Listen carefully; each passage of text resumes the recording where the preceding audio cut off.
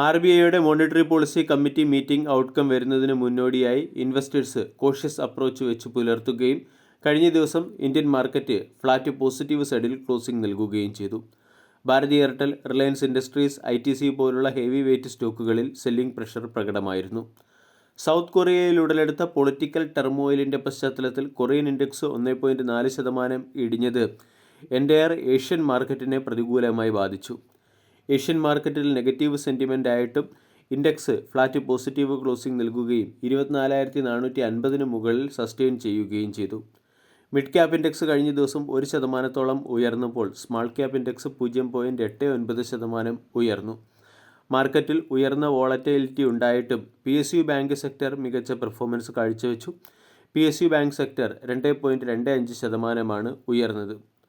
RBIയുടെ monetary policy committee മീറ്റിംഗിൽ ബാങ്കുകളുടെ liquidity ഉറപ്പാക്കുന്നതിന് വേണ്ടി RBI ക്യാഷ് റിസർവ് റേഷ്യോ അല്ലെങ്കിൽ CRR റേഷ്യോ കുറയ്ക്കും എന്നുള്ള ആൻറ്റിസിപ്പേഷൻ്റെ പശ്ചാത്തലത്തിലാണ് കഴിഞ്ഞ ദിവസം PSU ബാങ്ക് സ്റ്റോക്കുകൾ മികച്ച പെർഫോമൻസ് കാഴ്ചവെച്ചത്.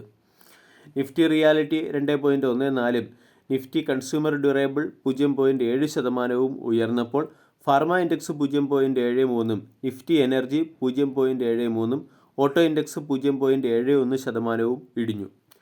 28 സ്റ്റോക്കുകൾ കഴിഞ്ഞ ദിവസം നെഗറ്റീവ് സൈഡിലായിരുന്നു. Cipla, Bajaj Auto, Tata Motors, Adani Port, Power Grid Corporation തുടങ്ങിയ സ്റ്റോക്കുകൾ നെഗറ്റീവ് സൈഡിൽ ക്ലോസിംഗ് നൽകി. HDFC ലൈഫ് പോസിറ്റീവ് സൈഡിലാണ് ക്ലോസിംഗ് നൽകിയത്. കഴിഞ്ഞ 3-4 ദിവസം കൊണ്ട് അണ്ടർ പെർഫോം ചെയ്യുകയും തുടർച്ചയായ നെഗറ്റീവ് സൈഡിൽ ക്ലോസിംഗ് നൽകുകയും ചെയ്ത ഒരു സ്റ്റോക്കായിരുന്നു HDFC ലൈഫ്. ഇതുകൂടാതെ Apollo hospital, NTPC, Bajaj Finserv, TCS, Bajaj finance, Titan തുടങ്ങിയ സ്റ്റോക്കുകൾ 1 മുതൽ 1.5% ഉയർന്നു. ഇനി നിഫ്റ്റിയുടെ ചില പ്രധാനപ്പെട്ട ലെവലുകൾ മനസ്സിലാക്കാം. 24,350 നിഫ്റ്റിയുടെ ഒരു ക്രൂഷ്യൽ സപ്പോർട്ടാണ്. ഈ സപ്പോർട്ട് നഷ്ടപ്പെട്ടാൽ 24,000, 24,100 തുടങ്ങിയ സപ്പോർട്ട് സോണിലേക്ക് ഇൻഡെക്സ് ഇടിയാൻ സാധ്യതയുണ്ട്. അതേസമയം 24,700 പ്രധാനപ്പെട്ട റെസിസ്റ്റൻസ്. 24,700 മുകളിൽ സസ്റ്റെയിൻ ചെയ്താൽ അപ്സൈഡിലേക്ക് ഒരു ഡിസിസീവ് മൂവ് പ്രതീക്ഷിക്കാം. Immediate support 24,420. ഇന്നത്തെ ട്രേഡിംഗ് സെഷനിൽ സ്റ്റോക്ക് സ്പെസിഫിക് ആക്ഷൻ പ്രതീക്ഷിക്കേണ്ട ഒരു സ്റ്റോക്കാണ് ഇൻഡസ് ടവർ. ഇൻഡസ് ടവർ കഴിഞ്ഞ ദിവസം 1.5% ഉയർന്ന് 359 ക്ലോസിംഗ് നൽകി. 52 വീക്ക് ഹൈ ആയ 460 നിന്നും 100 രൂപ ഡിസ്കൗണ്ടിൽ ഇൻഡസ് ടവർ എന്ന സ്റ്റോക്ക് ലഭിക്കുകയും ചെയ്യുന്നു. ഇൻഡസ് ടവറിൽ വോഡാഫോൺ ഐഡിയയുടെ പ്രൊമോട്ടർ ഗ്രൂപ്പായ വോഡാഫോൺ ഐഡിയ പ്രൊമോട്ടേഴ്സ് ഇൻഡസ് ടവറിൻ്റെ 3% സ്റ്റേക്കുകൾ 343 രൂപ മുതൽ 358 രൂപ വരെയുള്ള ഡിസ്കൗണ്ട് പ്രൈസിൽ, അതായത് 4% ഡിസ്കൗണ്ട് പ്രൈസിൽ ഓഫ്ലോഡ് ചെയ്യുന്നു എന്നുള്ളതാണ് ഒരു പ്രധാന അപ്ഡേറ്റ്. ഇങ്ങനെ ഓഫ്ലോഡ് ചെയ്യുന്നത് വഴി 2,700 കോടി രൂപയുടെ ഫണ്ട് വോഡാഫോൺ ഐഡിയയുടെ പ്രൊമോട്ടേഴ്സിന് സമാഹരിക്കാൻ സാധിക്കും.